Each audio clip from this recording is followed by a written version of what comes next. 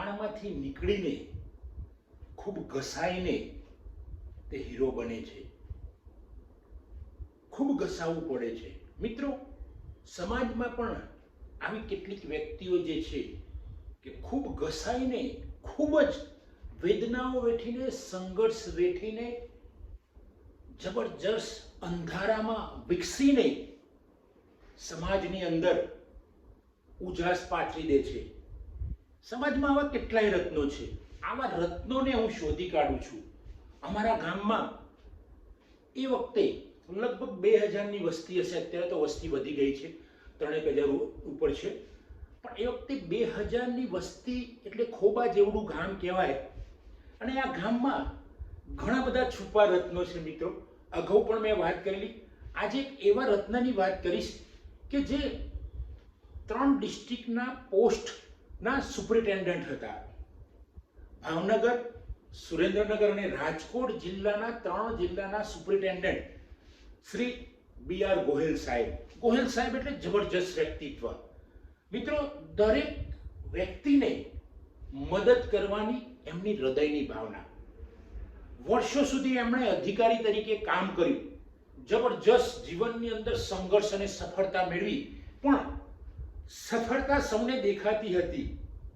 આજે બી.આર. ગોહિલ સાહેબ નથી, પણ હું એમની ગેરહાજરીમાં કહું છું કે લોકોએ માત્ર એમની સફળતા જોઈ છે, એમનો સંઘર્ષ જોયો નથી.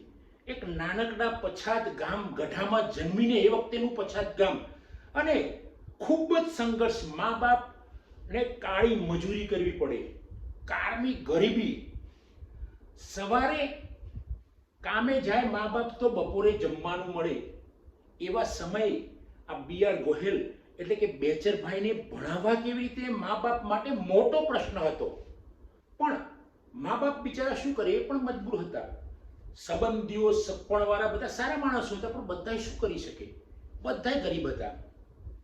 બી.આર. ગોહિલ નાનપણમાં જ એક્ટિવ થઈ ગયેલા અને મજૂરી કરવા જાય ખેતરમાં.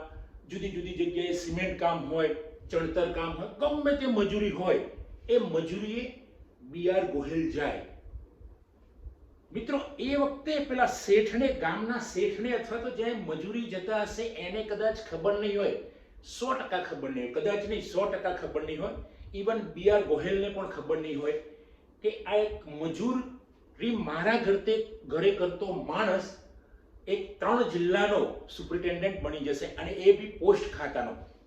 મિત્રો, જબરજસ્ત સંઘર્ષ થાય છે ગામમાં. 7 ધોરણ સુધી ચાલતું હોય ભણવાનું, ત્યાં ખૂબ મજૂરી કરવાની.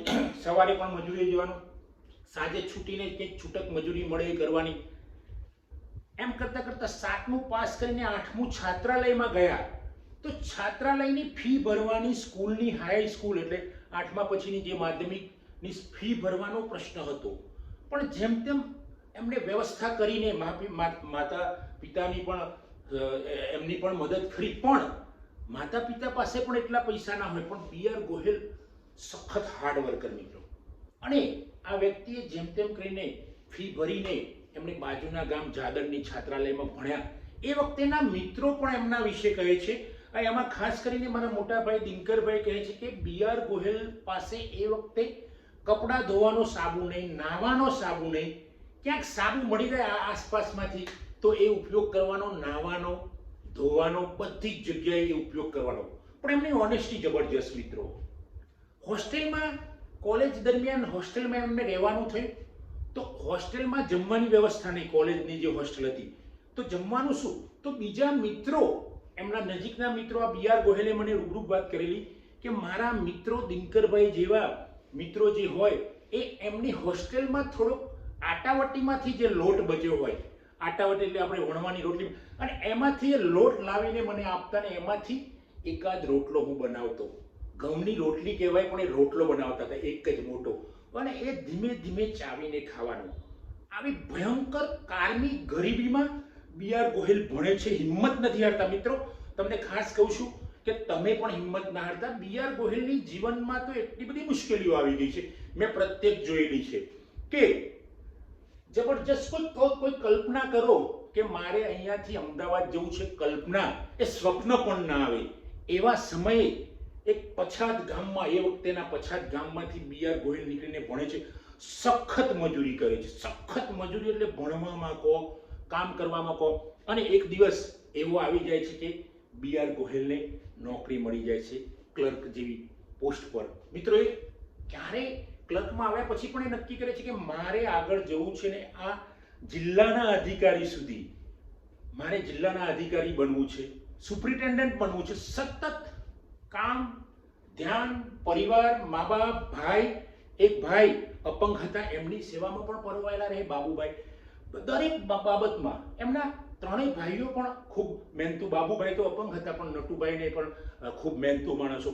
મિત્રો, આ એમને ટેક લીધીને પછી તો એ અધિકારી બની ગયા. મિત્રો, અધિકારી બન્યા પછી આ માણસે કેટલાય લોકોને મદદ કરી છે, કાયદાકીય રીતે મદદ કરી છે. આપણે જ્યાં જ્યાં જરૂર પડે ત્યાં ત્યાં કોઈકનું જીવન બનાવવાનું હોય, કોઈકને રોજગારી કેવી રીતે મેળવવી, કોઈકનો વ્યવસાય કેવી રીતે કરવો, કોઈકને જરૂરિયાતમંદને પૈસાની જરૂર હોય અથવા તો કંઈ પણ જરૂર હોય રોજગારીના સંદર્ભમાં, તો બી.આર. ગોહિલ હંમેશા આગળ રહે. સામાજિક કામ હોય, આર્થિક કામ હોય, કોઈ વિદ્યાર્થી ક્યાંય અટકી પડ્યો હોય તો બી.આર. ગોહિલ અવ્વલ નંબરે હોય. મિત્રો, તો આવા સુપ્રિન્ટેન્ડન્ટ માણસ બન્યા પછી પણ એમના ચહેરા પર ક્યારેય તમે અભિમાનની રેખાઓ ના જુઓ. બિલકુલ સરળ વ્યક્તિત્વ, દરેકની સાથે સરળતાથી વાત કરવાની.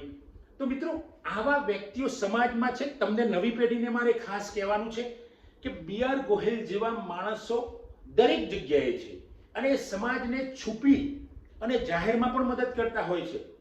અને આવા લોકોની વાત થવી જ જોઈએ. જો બી.આર. ગોહિલ જેવા વ્યક્તિઓની સમાજમાં વાત થશે તો લોકોને ખબર પડશે કે આવી પણ વ્યક્તિ હતી, આને આટલી જબરજસ્ત મહેનત કરી હતી, જબરજસ્ત મજૂરી કરી હતી અને મજૂરીમાં પણ સફળ થયા. તો મિત્રો, આવા બી.આર. ગોહિલ જેવા મિત્રોનો વિડીયો આપ સૌ શેર કરો અને આપ પણ એમાંથી કંઈક શીખો અને બી.આર. ગોહિલની જેમ હાર્ડ વર્કર બનીએ. મિત્રો, બી.આર. ગોહિલને વંદન, સ્વર્ગસ્થ બી.આર. ગોહિલને વંદન. જય હિન્દ, જય ભારત.